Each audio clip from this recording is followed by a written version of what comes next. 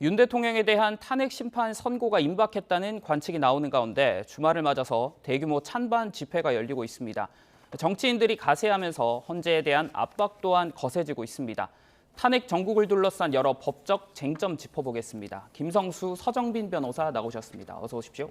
안녕하십니까. 예, 변호사님, 앞서 말씀드렸던 것처럼 찬반 양측 집회 총력전 양산인데 먼저 탄핵 반대 집회 먼저 짚어보겠습니다. 이 대통령 탄핵 심판 각하나 기각을 주장을 하고 있는데 배경 한번 짚어주시겠습니까?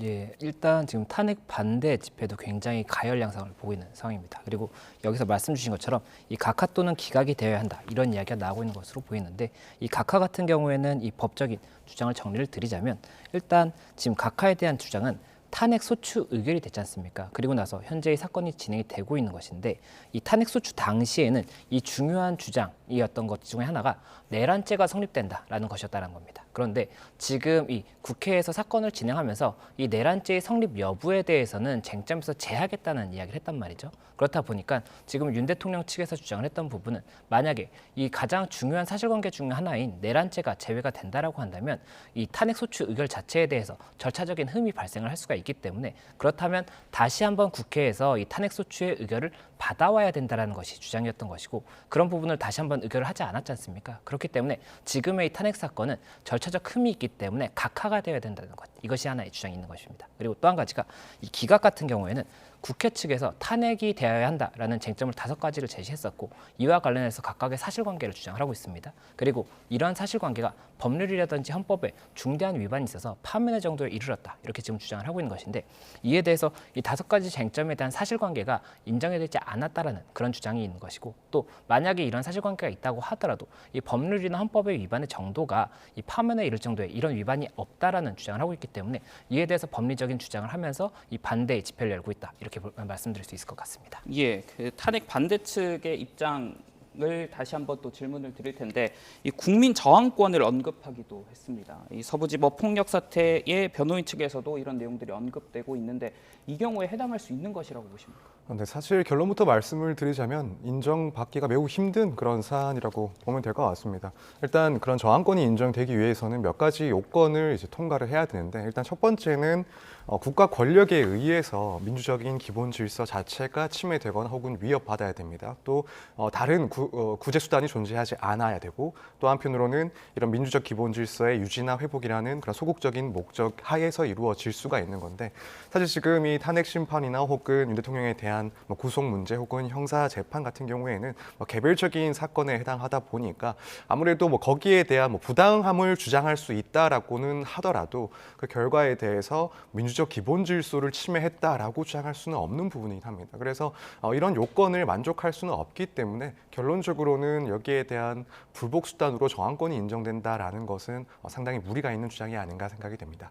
예, 그러면 이번에는 탄핵 찬성 집회 측의 상황을 지켜보겠는데 민주당은 당 차원에서 탄핵 인용을 독려를 하고 있습니다. 이것의 효과 어떻게 예측을 하십니까? 네, 일단 찬성 측의 주장부터 간단하게 설명을 드리겠습니다. 이 찬성 측의 주장 같은 경우에는 이 반대 측과 이제 반대의 주장을 한다라고 볼 수가 있는 것이고 이 내란죄가 이제 탄핵 소추 의결 이후에 이 제한 부분이 있지 않습니까? 그런데 이 내란죄의 성립 여부에 대해서 다투지 않는다고 하더라도 이 동일한 사실관계를 근거로 하고 있고 그 외 법 위반 등에 대해서도 탄핵 사유를 주장을 하고 있기 때문에 이러한 부분에 대해서라도 중대한 법 위반이 있다라고 한다면 이것이 각하의 대상이 되는 절차적 흠이 있다거나 이런 부분이 아닌 것이고 또한 이 중대한 파면의 사유가 있다라고 한다면 파면이 될 수가 있기 때문에 탄핵을 찬성해야 된다 이런 지금 주장을 하고 있는 것으로 보입니다. 그리고 이에 대해서 이 여러 가지 이런 집회의 효과를 말씀을 드리자면 이 원칙적으로 이런 집회가 있고 양측의 주장이 있다고 하더라도 이 재판의 선고 결과에는 영향이 있지 않다라고 봐야 됩니다. 다만 지금 이 파면에 이르는지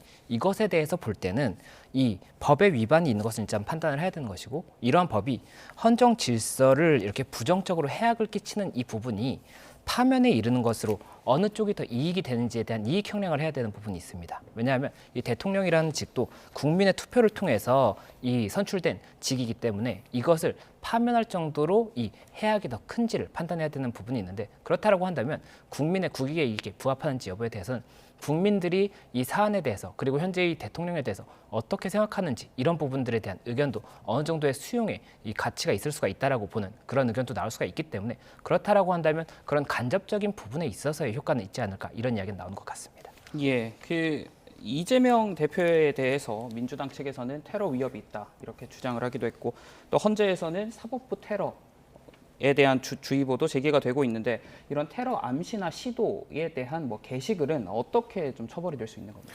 네, 이런 개인이나 혹은 일부 기관들에 대해서 테러를 할 것이다, 혹은 그런 것들이 예고하는 글 같은 경우에는 내용에 따라서는 결국 현행법상 협박죄로 처벌을 받을 수가 있습니다. 결국 타인에게 이제 공포심을 일으킬 수 있는 그런 해악을 고지한 것이기 때문에 이제 협박죄에 해당을 할 수가 있고, 실제로 이제 2월 초에 헌법재판소에 또 불을 지르겠다라는 게시글을 썼던 이 30대가 결국에는 협박 혐의로 구속된 사례가 있습니다. 그리고 우리가 지난번 두 눈으로 지켜봤듯이 실제로 이런 테러들이 얼마나 위험하게 발생할 수 있는지 서부지법 사태를 통해서도 확인을 했었고요. 그래서 일단 규정상으로는 협박죄에 해당할 경우에는 3년 이하의 징역형으로도 처해질 수가 있는데, 다른 사안들에 비해서 현 시점에 이런 기관이나 혹은 특정 정치인에 대한 그런 위협 행위는 일반적인 경우보다는 조금 더 중한 처벌을 받을 가능성이 충분히 있다, 이렇게 생각이 됩니다. 예, 윤석열 대통령에 대한 탄핵 선고 당일에 경찰은 선고일 당일 가포 비상을 발령을 한다라고 합니다. 이 철저한 대비가 필요한 상황인 것 같은데, 이 대비에 어떤 제언을 좀 해주실 수 있겠습니까? 예, 일단 이 가포 비상에 대해서 설명을 드리면, 이 경찰 비상 업무 규칙이 있습니다. 그리고 이 사조에 보면 이 비상 근무에 대한 종류를 5가지를 두고 있습니다. 그래서 가포, 의로, 병호 비상이 있고, 경계 강화, 그리고 작전 준비 태세, 이렇게 5가지가 있는데, 이 가포 비상이 가장 중한 경우에 발령이 되는 그런 부분이라고 볼 수가 있고, 이것이 이제 대규모 집단 상태라든지 테러 등의 이 발생이 우려가 되고, 이로 인해서 치안이나 질서가 극도로 혼란할 수 있는 징후가 있는 경우에 이 비상을 선포한다고 볼 수가 있기 때문에, 굉장히 상황에 대해서 여러 가지로 좀 불상사를 염려하고 있는 그런 상황이 아닌가 생각이 되고, 이에 대해서 이 연가를 중지하고 또 이제 가용 병력을 100%까지도 동원할 수 있는 이런 부분을 검토할 수 있다. 그리고 또 지휘관과 참모 등이 정착 근무를 해서 이 현장에서 참모들이 굉장히 중요하지 않습니까? 그렇기 때문에 이런 부분까지도 준비하고 있는 이런 상황이라고 볼 수가 있기 때문에, 이에 대해서 경찰에서 굉장히 만반의 준비를 하고 있다, 이렇게 말씀드릴 수 있고, 이에 대한 제언을 드리자면, 이 만약에라도 어떠한 이 판단이 나왔을 때 본인의 그 의견과 다른 판단이 나올 수가 있지 않습니까? 그런데 그렇다고 해서 어떠한 폭력적인 사태로 인해서 또는 위법 행위를 통해서 이러한 자신의 의견을 피력하려고 하는 것이 이 국가의 법 체계 하에서 피력을 해야 되는 것이지, 어떠한 위법적인 방법을 통해서 하는 것은 결국에는 이 본인이 처벌이 될 수가 있을 뿐만 아니라 이 국가의 근간이 되는 법 체계를 흔들 수가 있는 그런 부분이 될 수가 있습니다. 그렇기 때문에 이 법 체계가 무너지게 되면 우리 모두에게 다 전혀 도움이 되지 않는, 오히려 저에게 굉장히 큰 손해가 될 수 있는 그런 부분이기 때문에, 이런 부분들에 대해서 정말 신중히 접근해 주시면 좋겠다, 이렇게 말씀을 드리고 싶고, 그리고 이 당시에 박근혜 전 대통령 당시에도 이때 당시 굉장히 여러 사람이 이런 좀 실형이 선고가 됐던 사례도 있었습니다. 그렇기 때문에 그런 부분들을 조금 이렇게 여러 가지로 좀 저희가 감안해서 이런 부분들에 대해서 최대한 선고에 대해서 여러 가지로 법적인 절차를 통해서 의견을 피력하는 것이 조금 좋을 것 같다, 이렇게 말씀을 드리고 싶습니다. 예, 변호사님께 추가적인 질문을 드리자면, 이 비상 발령을 하겠다라는 것 외에 이 엄중한 처벌 역시 중요하다, 이런 지적이 나오는데 어떻게 그 효과에 대해서는 보십니까? 예, 말씀을 드렸던 것처럼 이 박근혜 전 대통령 당시에도 이 당시에 이제 실제로 기소가 됐던 사례가 있었고, 실형까지도 선고가 됐었습니다. 그리고 이 당시 어떠한 죄명이 성립이 되는지는 각각의 행위에 따라서 다릅니다. 폭행도 있을 수가 있는 것이고, 공용물 손괴도 될 수가 있는 것입니다. 또 집시법 위반, 이런 부분도 형사처벌의 규정이 있기 때문에 그런 부분까지도 다 종합적으로 검토가 될 수가 있는 그런 상황이고, 앞서 말씀드렸던 것처럼 이 위법 자체가 본인에게도 이 처벌의 결과로 발생을 할 수가 있는 것이고, 이 법에 대해서, 이 판단에 대해서 어떠한 내가 동의할 수 없는 부분이 있다라고 한다면, 우리 법에서는 이에 대해서 법적인 절차를 통해서 의견을 피력할 수 있는 여러 가지 제도를 두고 있습니다. 그렇기 때문에 그러한 제도를 통해서 의견을 피력할 수 있는 방안을 모색을 하면은 좋겠다, 이렇게 말씀드리고 싶습니다. 예, 윤 대통령에 대한 헌재 선고 한번 살펴보겠습니다. 이 역대 대통령 탄핵 심판 선고에 비교해서 지금 늦은 결과이고 그리고 언론에서 예상했던 그 일자보다도 늦어지고 있는데 뭐 때문에 이렇게 늦어지고 있다라고 좀 보십니까? 근데 사실 뭐 지금 상황에서는 추측을 할 수밖에 없는데 물론 이제 결론에 대해서 아직까지 재판관들의 의견이 종합되지 않았을 가능성도 있을 것 같습니다.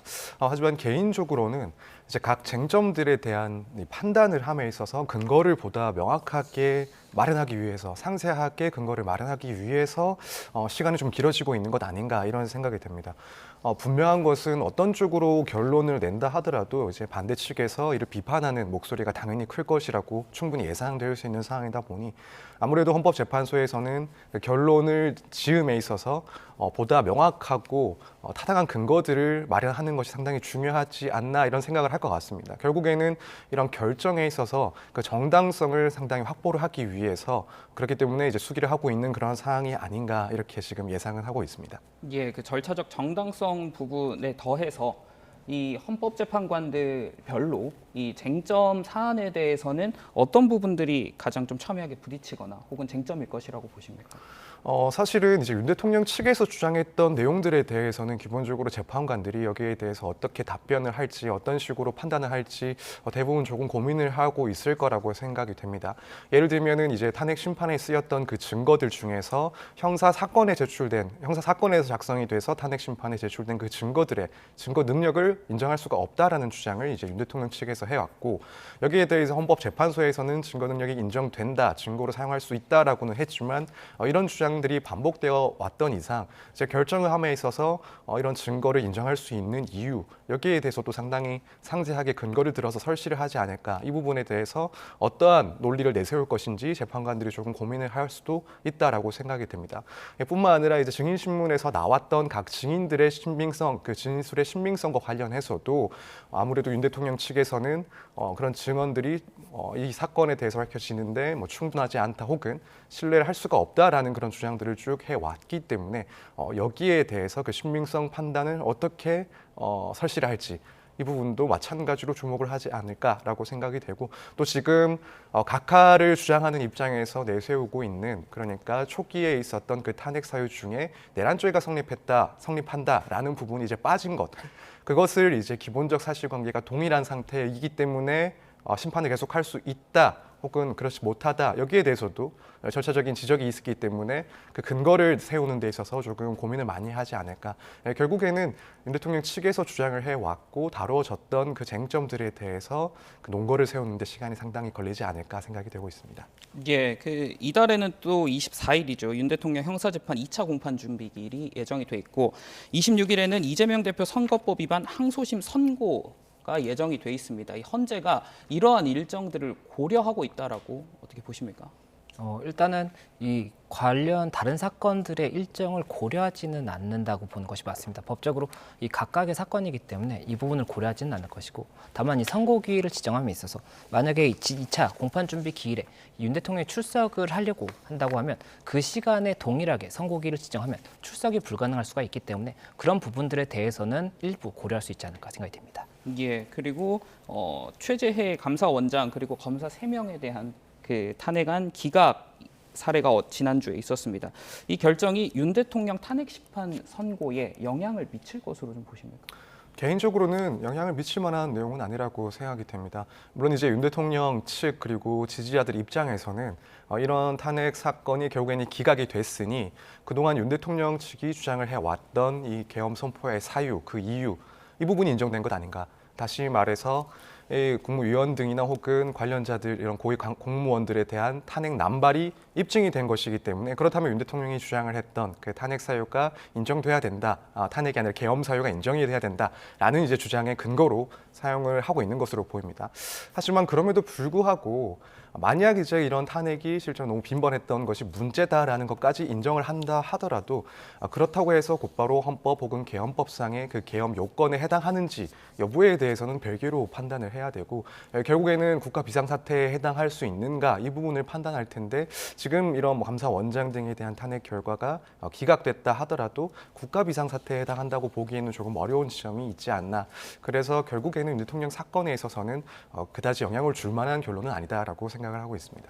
예, 그 감사원장 그리고 검사 3명에 대한 탄핵안은 기각이 됐지만 탄핵 남용은 아니다 이렇게 좀 적시를 하기도 했습니다. 이 부분 어떻게 좀 해석을 해야 될까요? 그러니까 이 부분은 사실은 이제 검사들의 탄핵 사건에서 그러니까 피청구인 측인 검사들이 주장을 했던 것으로 보입니다. 이 탄핵 소추는 결국 남용된 것이기 때문에 각하되어야 된다라는 주장을 변론 과정에서 했던 것으로 보이고 사실 이 점은 이진수 그 위원장에 대한 탄핵 심판에 있어서도 마찬가지로 주장이 있었고 또 헌법재판소에서 판단을 한 내용입니다. 그리고 그 판단 결과도 판단한 내용도 지금 적법한 절차를 거쳐서 진행이 됐었고 어느 정도 그 문제점에 대해서 소명이 된 상태였기 때문에 설사 정치적인 그런 동기가 일부 포함되어 있었다 하더라도 이것을 부적법한 그런 탄핵 소추라고 볼 수가 없다, 남용이라고 볼 수가 없어서 각하의 대상이 아니다라는 판단을 똑같이 한 겁니다. 그래서 물론 이 부분에 대해서 이제 야권 측에서는 결국에는 윤 대통령 측 대변인들이 주장하는 것과 다르게 탄핵 남발이라고 볼 수가 없는 것을 헌재가 인정한 것이다라는 해석을 하고 있는 것 같긴 합니다만 사실 뭐 그쪽으로 해석을 하는 것도 조금 무리인 것 같습니다. 단지 일단 이 부분에 대한 탄핵 소추가 부적법한 남용된 것이다라는 주장에 대해서 판단을 했다. 그래서 부적법한 그런 소추가 아니다 정도를 판단한 것이지 특별히 의미를 두기에는 조금 어려운 그런 내용이 아닐까 이렇게 생각을 합니다. 예, 그리고 윤 대통령 구속 취소 판결 그리고 검찰이 즉시 항고를 하지 않았던 것도 굉장히 논란이었는데 이 법원의 결정에 대해서 이 검찰이 추후에 이 본안이든 검찰이 법적 판단을 받을 수 있는 방법 어떤 것들이 좀 있습니까? 일단 형사소송법 405조에 따라서 이 즉시항고의 기간은 7일로 두고 있기 때문에 일단 즉시항고의 기간은 지났다고 볼 수가 있습니다. 다만 말씀하셨던 것처럼 일단 검찰에서는 본안에서 이에 대해서 다투겠다라고 이야기를 했고 본안에서 이 부분이 쟁점이 될 수가 있는 부분이 만약에라도 이 구속 기소 이 과정에서 만약 그 기소에 불법성이 있고 이를 통해서 공소기각의 판결의 대상이 된다라는 주장이 있다라고 한다면 그 계산에 대해서 다시 한번 다퉈볼 여지가 있거든요. 그리고 또 이 공수처의 권한에 대해서도 일단 법원에서는 논란이 될 수 있는 부분이 있다라고 했었는데 이에 대해서도 공수처의 수사 권한과 관련해서 공수처에서 이 수사했던 부분에 대한 증거 능력 인정에 관한 쟁점이 될 수가 있기 때문에 그런 부분까지도 본안에서 다툴 여지가 있지 않을까 생각이 됩니다. 또 그리고 이 만약에라도 이 구속 취소라든지 이 구속의 기간의 계산에 대해서 다른 사건에서도 분명히 이와 관련한 쟁점이 있을 수가 있는 것인데 그렇다면 다른 사건에서도 이 다툼에 통해서 뭐 항고라든지 재항고 이런 것들을 통해서 대법원의 판단을 받게 된다면 이 대법원의 판단이 결국엔 법원에서의 명확한 판단 기준이라고 볼 수가 있기 때문에 그러한 절차를 통해서 법원의 이 판단에 대한 기준이 나올 가능성도 있다 이렇게 보이는 것이 있는 것 같습니다.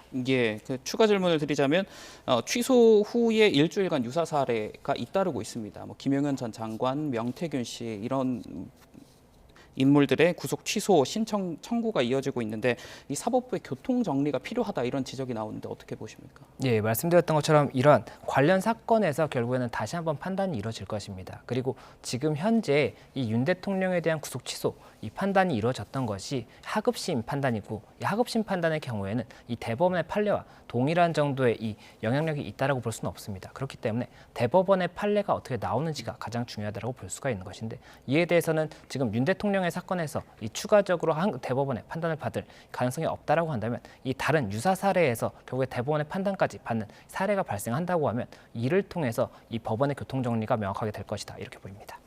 예, 다른 이슈 한번 짚어보겠습니다. 명태균 씨 관련 사건입니다. 최상목 대행이 제2요구권을 행사를 하면서 여러 가지 이유를 들었는데 그 가운데 헌법상 명확성의 원칙 훼손이 우려된다 했습니다. 이 부분 어떤 부분을 우려한 것이라고 보십니까? 네, 그러니까 지금 이 특검법의 그 대상 사건의 경우에는 이제 2021년부터 2024년까지 있었던 경선들 그리고 중요 정책 결정 관련된 사건들 그리고 이 사건들을 조사를 하다가 추가로 인지가 되는 그런 사건들 모두를 수사할 수 있도록 했는데 그 범위가 너무 방대하고 또 불명확해서 결국에는 명확성 원칙 그리고 비례 원칙에 반한다라는 그런 입장입니다. 사실 이것뿐만 아니라 이 특검 수사 기간 동안에 이 공소시효가 정지되는 규정도 두고 있는데 이 점 역시도 공소시효 제도의 그런 취지에 맞지 않다. 또 이미 진행 중인 사건에 있어서도 이제 그 공소 유지 권한을 또 인정하는 규정도 있는데 이 역시도 이제 적법 절차 원칙에 위반될 소지가 있다라는 그런 주장들을 들고 있어서 여러 가지 이런 뭐 적법 절차 원칙 혹은 비례 원칙이나 명확성 원칙 등의 위반 소지가 있기 때문에 여기 이 법안을 이제 수용할 수 없다라는 입장을 밝혔습니다. 예, 변호사님께서는 특검의 필요성에 대해서 어떻게 보십니까? 지금 현재 검찰 수사가 진행되고 있긴 합니다만. 예. 네, 사실은 만약 뭐 지금 검찰의 수사가 아예 멈춰 있는 상태라고 한다면 당연히 이제 제기되는 그런 의혹들에 대해서 특검을 통해서라도 수사를 진행할 필요가 있다라고 보여지는데 문제는 지금 이제 검찰에서 결국 이 사건에 대해서 수사를 진행하고 있는 상황입니다. 최근에는 이제 이 사건 대부분에 대해서는 중앙지검에서 담당을 해서 수사를 진행하고 있는 것으로 알고 있고 그렇다면 현 시점에 있어서는 결국 조금 이 검찰의 수사 결과가 나오는 데까지 지켜보는 것이 조금 더 타당하지 않을까 이런 생각이 듭니다.